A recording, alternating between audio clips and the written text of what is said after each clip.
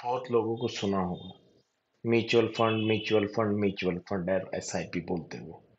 आखिर क्या है ये म्यूचुअल फंड? क्या है ये एसआईपी? इस चीज को हम जानेंगे आज। तो पहले बात करते हैं हम म्यूचुअल फंड की।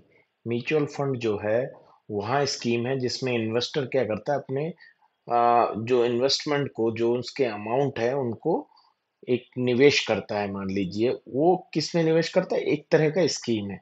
तो वो स्कीम जो है उन इन्वेस्टरों के पैसे को उससे निवेश करके उसका जो फायदा है वो निवेशकों को देती है।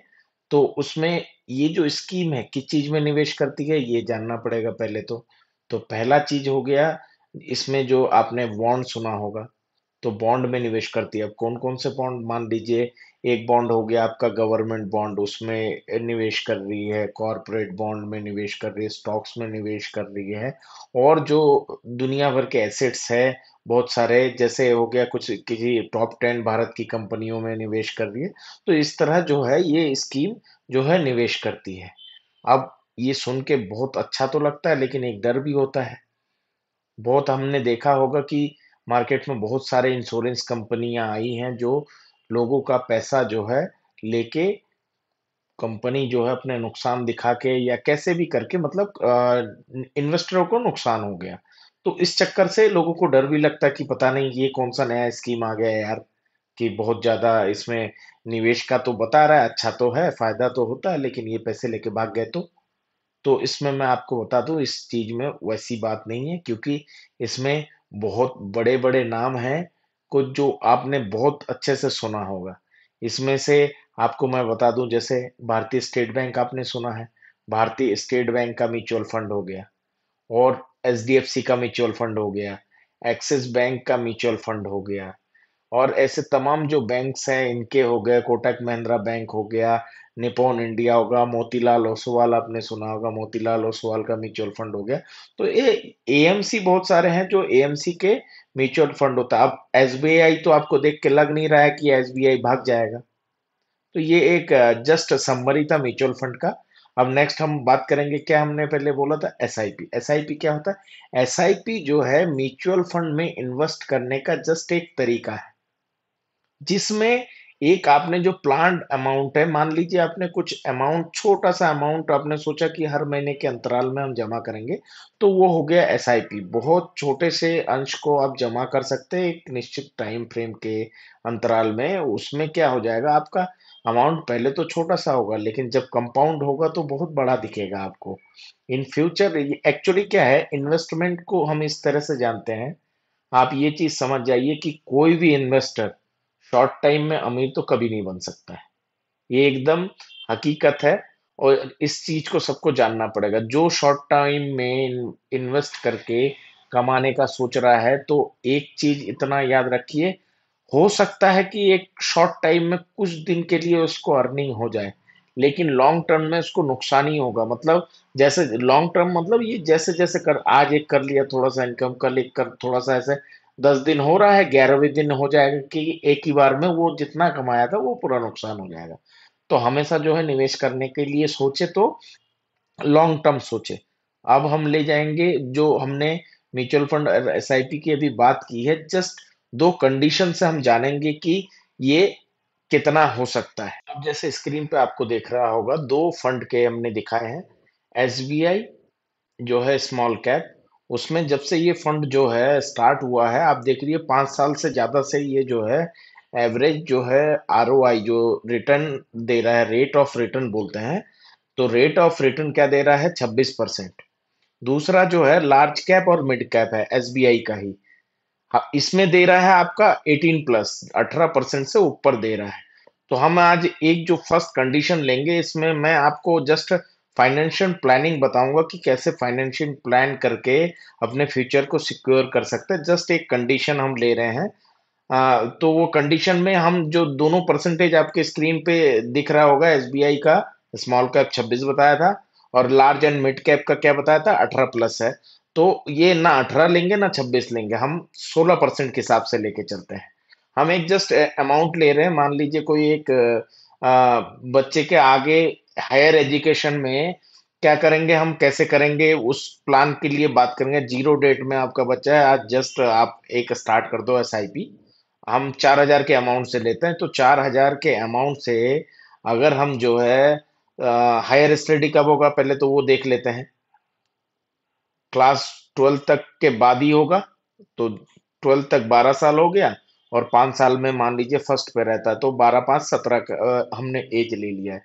तो 17 साल की उम्र तक उसको करना है हमको, कितना, 4,000 जो है हर मंथ इन्वेस्ट करना है, अप टू जो है अप टू 17 ईयर। ठीक है।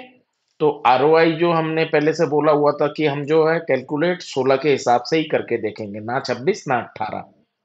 हम 16 के हिसाब से करके देखेंगे, ना 26 ना 18, 16 के हिसाब से करके देखेंगे। तो 16 के हिसाब से जो है इसमें इन्वेस्ट हो जाएगा आपका 8 लाख प्लस है, मतलब 8,16,000 17,000 ऐसे समथिंग कुछ आएगा, जो हम 17 साल तक इन्वेस्ट करेंगे। तो इसमें रिटर्न क्या आ रहा है, अब जो इंटरेस्ट हमको मिलेगा जो 8 लाख के ऊपर, वो है हमारा 34 लाख रुपए, हमको जस्ट एज ए इंटरेस्ट मिल रहा है। अब पॉलिसी जो है टाइम पीरियड होने के बाद आपको मिलेगा कितना टोटल, जो 42 लाख के पास है। 42 लाख आपको उस समय पॉलिसी कंप्लीट होते ही मिलेगा। पॉलिसी मतलब जो भी आपका म्यूचुअल फंड है वो कंप्लीट होते ही मिल जाएगा। तो वो कब कंप्लीट हो रहा है, 17 ईयर के बाद आपके पास 42 लैक्स होंगे बच्चे के हायर स्टडी के लिए। अब बच्चे का एज क्या हो गया, 17 साल। 17 साल में हायर स्टडी हम मान लेते हैं 4 साल का, कुछ इंजीनियरिंग कर लिया या जो भी आईआईटी कर लिया, तो वो इंजीनियरिंग कंप्लीट करते ही उसको 4 साल लग जाएंगे। तो 17 और 4 कितना हो जा रहा है, 21 साल। 21 के बाद 2 साल और मान लीजिए जॉब एंड उसकी स्टेबिलिटी के बाद, अब वो बच्चा क्या करेगा, बच्चे का एज हो गया 23 साल। 23 साल के एज में वही बच्चा सेम चीज करेगा जो उनके फादर ने किया था। क्या किया था, 4,000 का एसआईपी वो भी करेगा। 4,000 का एसआईपी वो भी करेगा, उसका एज है 23। अब 23 के हिसाब से आप खुद सोच सकते हैं उसने भी क्या किया, 4,000 का सेम पैटर्न। अब इन्वेस्ट कितना हो गया, इन्वेस्ट जो है 13 लाख के पास हो गया, 12.96 लाख होता है, तो सपोज दैट हम 13 मान लेते हैं। 13 लाख उसने जो है इन्वेस्ट कर दिया। कितने सालों में हम रिटायरमेंट ले रहे हैं, पहला केस देख रहे हैं, 50 साल के एज में। 50 साल के एज में उसने खर्च कितने कर दिए, 13 लाख जमा कर दिया। 13 लाख के बाद उसको रिटर्न क्या मिल रहा है, रिटर्न नियर अबाउट उसको only as a interest 2 crore रुपए मिल रहे हैं। तो टोटल वैल्यू, फाइनल वैल्यू उसको क्या मिल रहा है, 2 करोड़ 16 लाख हो रहा है।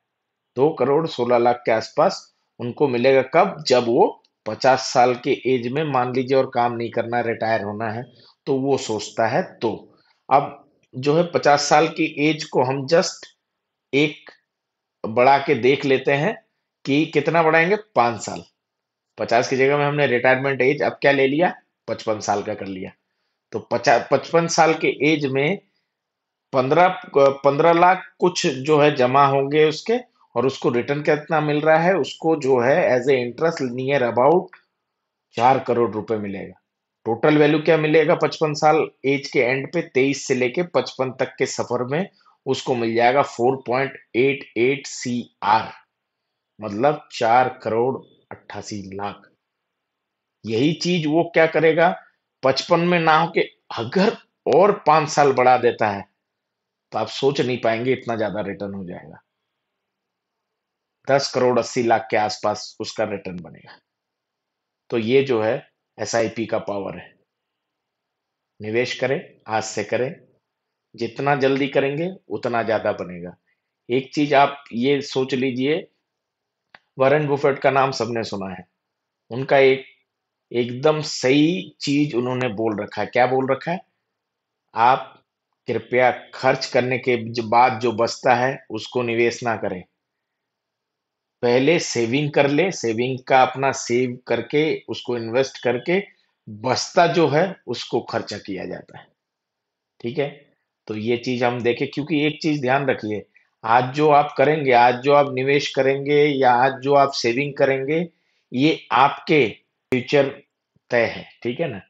तो ये चीज आप सिंपल सोच लीजिए कि जो भी आज आप सेविंग करेंगे उससे आपका भविष्य तय होगा। तो निवेश करें।